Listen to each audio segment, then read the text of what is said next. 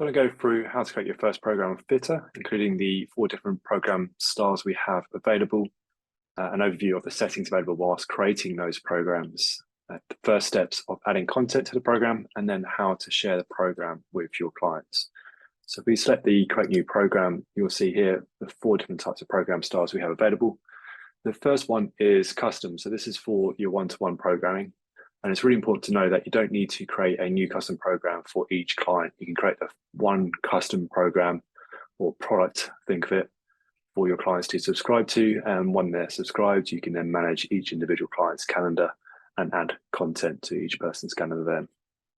Next one is your group rolling calendar. So this is a really popular one on FITR. This is a one-to-many style program. So everyone follows the same program, does the same thing on the same day. So today's Friday. And all of the workouts today, everyone's following. Some really popular features on this, such as community chats and daily leaderboards. So make sure you check those out whilst doing that one. Next is a session 1, day 1. So this is a subscription-based program. Everyone's starting at the very beginning on day 1, session 1, and then working their way through it. So you might have had a client start a few months ago and a client start today. They've effectively done the same thing on day 1 and work their way through. They'll continue to get access as long as they're subscribed to the program. And then next we have a fixed length program. So you build this once, build it in advance, and then clients purchase or download this program and they can choose when to start it, and they can also reschedule as well. So rewind the clock and do the previous weeks again and stuff. So yeah, they are the 4 types. So we're going to click on the group rolling calendar. Much of this stuff is going to be the same, and there are a few differences between them. But to start off with, you will upload your cover media, and you'll see here that we've got 4 different sections for you to make sure that the images look good in each scenario, if it's on mobile web or client view on the app. So what you're doing is selecting one of these. You can upload your videos ready to choose from. So I'm going to select this one here. Add that media. It'll give you a chance to crop the image to make sure you've got the section that you want. It looks good. Save the crop and repeat the process for each of those different styles. So that's that one. Adding a program name. So just put an example in here, and then you can add in the custom URL for the program. So I'll put an example in that one as well. Next, you're setting your price. So of course, it's a one-off purchase for a fixed length one, and then the others are subscription-based. So we integrate with Stripe. I've not integrated my Stripe yet, so I can go to my payment settings, add my Stripe account, or create a new one. Very simple to do, takes a couple of minutes, and then you can set your price for the program. So instead, I'm just going to set this one as free. Next, we've got the opportunity to skip program sales page. And this is a feature available for those users on Unlimited, or if you're in your 40-day free trial, you'll be able to make use of this.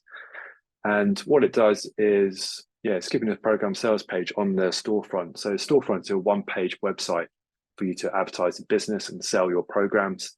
And on there, each program will have its own page. It's really useful to skip that page, which will hold all the information, details, pictures, and downloads that you want the clients to view before they purchase or subscribe to it. If you want to skip that, it's useful if you have your own existing website and you just want to put a purchase button on your website and take users straight to the checkout page.